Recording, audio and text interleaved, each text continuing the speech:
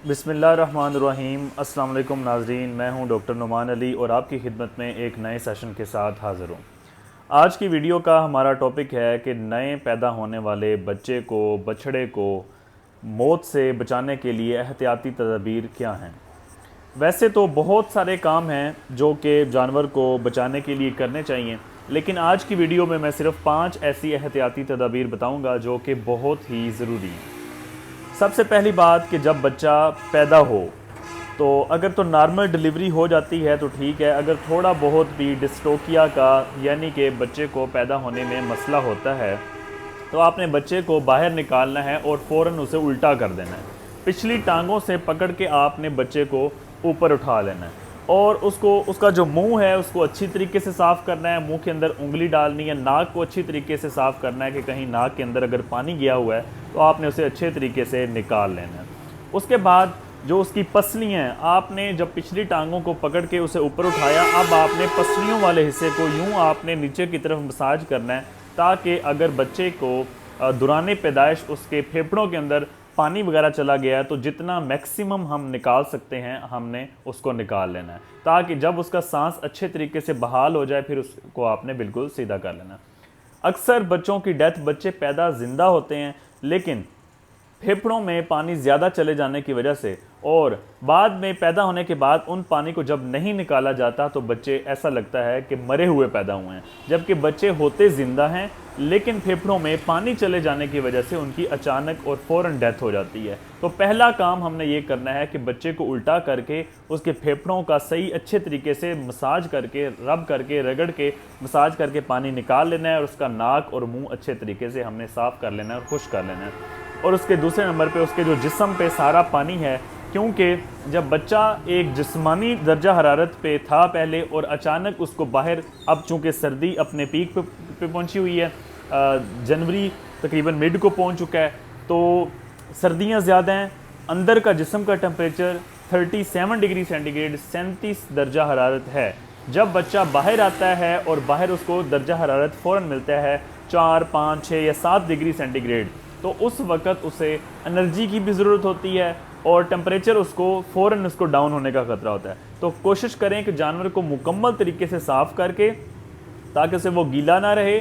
दूसरे नंबर पे आग वगैरह का या हीटर का इंतज़ाम आप ज़रूर करें।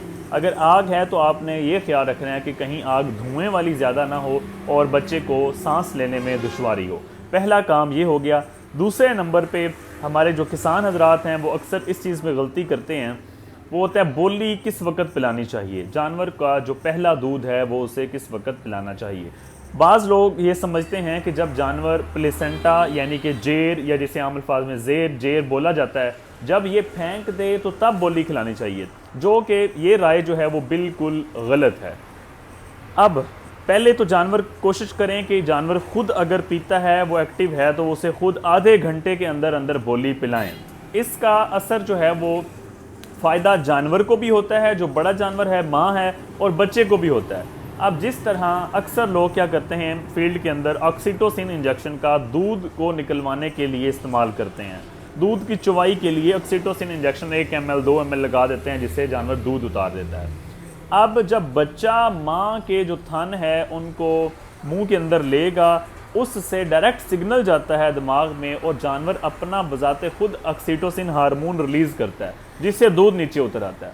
ठीक है। अब पहले तो ये फ़ायदा होगा माँ को कि माँ को ये ऑक्सीटोसिन हार्मोन मिलेगा और माँ दूध सारा उतार देगी। दूसरे नंबर पे जो बच्चा है वो उसको खुराक माँ के अंदर मिल रही थी, सारी एंटीबॉडीज़ और पूरी जो खुराक है, एनर्जी, प्रोटीन जो भी है, सारा कुछ उसको अंदर मिल रहा था। लेकिन जब बच्चा एक साफ़ सुथरे माहौल में बाहर आया, फिर उसको माहौल में जो मौजूद बैक्टीरिया हैं, जो वायरसेस हैं, उनका मुकाबला भी करना है। बच्चे के अंदर क़ुव्वत मुदाफ़त कम है। जो पहली बोली है बच्चा वो पिएगा, उसके अंदर एंटीबॉडीज़ हैं, एंटीबायोटिक्स जिसे आम अल्फाज में कह लें। एंटीबायोटिक्स मतलब ये है कि आम अल्फाज में, सादा अल्फाज में मैं आपको बताऊं कि जानवर का जो क़ुव्वत मुदाफ़ाती निज़ाम है, इम्यून सिस्टम है, वो उस बोली के पीने की वजह से बढ़ जाएगा। उससे जानवर जो बाहर मौजूद बैक्टीरिया और वायरसेस हैं उनसे मुकाबला करने के काबिल हो जाएगा। इस वजह से बच्चे का भी फ़ायदा है कि वो उसका क़ुव्वत मुदाफ़ाती निज़ाम, इम्यून सिस्टम अच्छा हो जाएगा, उसको एनर्जी भी टाइम से मिल जाएगी, क्योंकि वो अंदर उसको जो एनर्जी मिल रही थी वो उसका जो रास्ता है वो उसका मुनक़ता हो चुका है। अब उसकी एनर्जी का ज़रिया दूध के ज़रिए है, मुँह के ज़रिए जो खुराक वो खाएगा। पहले उसे प्लेसेंटा के ज़रिए, जेर के ज़रिए उसको खुराक मिल रही थी। तो आपने कोशिश ये करनी है कि जेर का, प्लेसेंटा का निकलने का जो है वो इंतज़ार नहीं करना। जानवर को फ़ौरन बच्चे को दूध पिलाना है आधे घंटे के अंदर, जैसे वो संभले उसे दूध पिला दें। अगर वो ख़ुद पीने के काबिल नहीं है तो बोली को धो के आप उसे 40 से 43 डिग्री सेंटीग्रेड उसे गर्म करके आप लाएँ। ठंडा दूध उसे फ़ौरन नहीं पिलाना, जानलेवा उसके लिए हो सकता है, डायरिया लग सकता है, मोशन लग सकते हैं। पहला काम आपने ये करना है। अब यहाँ पे दूसरा सवाल ये पैदा होता है कि जानवर को पहली बार दूध कितना पिलाना है, बोली कितनी पिलानी है। तो आपने जानवर का वज़न कर लेना है या आपने अंदाज़ा लगा लेना है कि अगर जानवर का जितना भी वज़न है उसका 10%, ठीक है, अगर 40 किलो का जानवर है तो उसका 10% 4 किलो बनता है। तो वो 4 किलो आपने इकट्ठा नहीं पिला देना, वो उसके पूरे दिन का शेड्यूल है। तो आपने उसको पूरे दिन में 4 हिस्से देने हैं। 4% आपने 10% देना है उसको पूरे दिन में, 10% उसके अपने वज़न का। अगर 40 किलो का बच्चा है तो 4 kg जो है वो 10% बनता है, वो पूरे दिन में चलाना है। आप शुरू में जो पहले 3-4 दिन है 4 टाइम उसको दूध पिलाएंगे, दिन में 4 हिस्सों में खुराक देंगे। अब जैसे 4 किलो उसके दिन का बना है, 1 किलो एक टाइम, फिर अगले टाइम, फिर अगले टाइम, इस तरह 4 किलो आपने एक दिन में पूरा करना है। 2 पॉइंट हो गए। तीसरा पॉइंट ये सवाल पूछा जाता है कि जानवर को चारा, खुश्क चारा, सब्ज़ चारा, वंडा कब और कितना देना चाहिए। इसी से मिलता जुलता जो क्वेश्चन है वो इसलिए किया जाता है कि जानवर जो हैं वो अपना पेट लटका जाते हैं बच्चे, ठीक है। वो मसला जो है वो इस चीज़ से मुंसलिक है कि आपने खुश्क चारे का इस्तेमाल कब किया है, सही टाइम पे किया है या नहीं किया। तो तीसरे चौथे दिन आपने खुश्क चारा, सब्ज़ चारा थोड़ी मिकदार में और वंडा, इन तीनों को मिला के आपने तीसरे चौथे दिन से आपने ये स्टार्ट कर लेना। अगर आप इनमें से कोई चीज़ भी मिस करेंगे, खुश्क चारे का इस्तेमाल करेंगे और सब्ज़ चारे का इस्तेमाल करेंगे, वंडा छोड़ देंगे या वंडे का और खुश्क चारे का इस्तेमाल करेंगे, सब्ज़ चारा छोड़ देंगे, तो कोई ना कोई आप एक चीज़ छोड़ेंगे तो उम्मीद काफ़ी है कि जानवर आपका जो है वो पेट लटकाएगा, ठीक है। फिर आपको बाद में दुश्वारी होगी। तो यहाँ आपने कोशिश करना है कि सूखा चारा, सब्ज़ चारा और वंडा, इन चीज़ों को मिक्स करके एक मिक्स्ड राशन बना लेना है। वो आपने जानवर को तीसरे चौथे दिन स्टार्ट कर लेना है। आप जानते हैं कि मैं मुखातब होता हूँ आम फार्मर से जिनके पास 14-15 गायें हैं, 10 गाय है, भैंसे हैं, जिनके पास थोड़ा जो है वो माल है। जो कमर्शियल डेयरी फार्मिंग है वहाँ पे सारी चीज़ें मैनेज हो रही होती हैं, प्रॉपर तरीके से डॉक्टर होते हैं और हर चीज़ बैलेंस्ड चल रही होती है। लेकिन आम फार्मर को अगर उनकी जैसे चीज़ें तरतीब चल रही होती हैं वैसे बताया जाए तो वो बहुत ज़्यादा महंगा पड़ता है और वो फार्मर इस चीज़ को अच्छा नहीं समझता और वो अपने तरीके से फिर चलता है।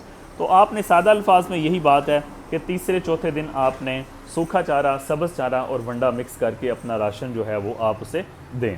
चौथे नंबर पे अब जानवर का दूध कब छुड़वाया जाए। मुख्तलिफ लोग मुख्तलिफ राय रखते हैं। कोई 3 महीने पे जाके वीनिंग करता है, वीनिंग कहते हैं दूध छुड़वाना माँ से, कोई 70 दिन पे करता है, कोई 60 दिन पे करता है, लेकिन आप 1 महीने पे भी वीनिंग कर सकते हैं। जब आपका बच्चा जो है जानवर है आधा किलो से 1.25 किलो तक वंडा खाना शुरू कर दिया, जिस दिन उसने आधा किलो वंडा शुरू कर दिया खाना, उस दिन आप उसका दूध छुड़वा सकते हैं।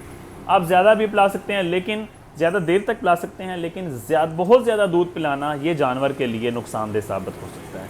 5वां पॉइंट ये आता है डिवर्मिंग के हवाले से, पेट के कीड़ों के हवाले से लोग अक्सर सवाल पूछते हैं और वो 21 दिन पे आपने पहली डिवर्मिंग करनी है, पेट के कीड़ों की दवाई देनी है। इससे पहले आपने पेट के कीड़ों की दवाई किसी और वजह से, जानवर के पेट में दर्द है, कोई और उसे मसला मसाइल हो गया, तब आपने डिवर्मिंग की तरफ नहीं जाना। तब आपने जो उसको बीमारी फिल वक्त है आपने उस चीज़ का इलाज करना है। डिवर्मिंग आपने पहली करनी है 21 दिन में। उसके बाद कब करनी है, अगर आपका जानवर आपने अपनी जो है खड़े पाँव आप खिला रहे हैं, चारा काट के वंडा ये वो खिला रहे हैं, मतलब चराई नहीं कर रहे, तब आपने उसकी तबीयत के लिहाज से देखभाल के डिवर्मिंग करनी है, तब इतना ज़्यादा मसला नहीं होगा। लेकिन अगर आपके जानवर चराई पे जा रहे हैं तब उसकी आप 15-20 दिन बाद दूसरी डिवर्मिंग कर सकते हैं, क्योंकि चराई में ज़ाहिर बात है वो रेत भी खाएगा, रेत में फिर कीड़े वगैरह भी होंगे, तो उससे उसके पेट के कीड़ों में पेट के कीड़े पैदा होने के चांसेस ज़्यादा हैं, तब आप 15-20 दिन बाद दोबारा उसकी डिवर्मिंग कर सकते हैं। लेकिन अगर आप चारा काट के अपना राशन वगैरह बना के जानवर को जो खुरलियाँ हैं उनमें खिला रहे हैं, तब दूसरी डिवर्मिंग आप फिर देखभाल के करेंगे। अगर कोई अलामात वगैरह ज़ाहिर होती हैं तब आप दूसरी डिवर्मिंग कर सकते हैं। तो ये थी 5 वो ज़रूरी हदायत जिनको आप फॉलो करेंगे, इंशाअल्लाह आपके जानवर को कोई ज़्यादा मसला मसाइल दरपेश नहीं होगा और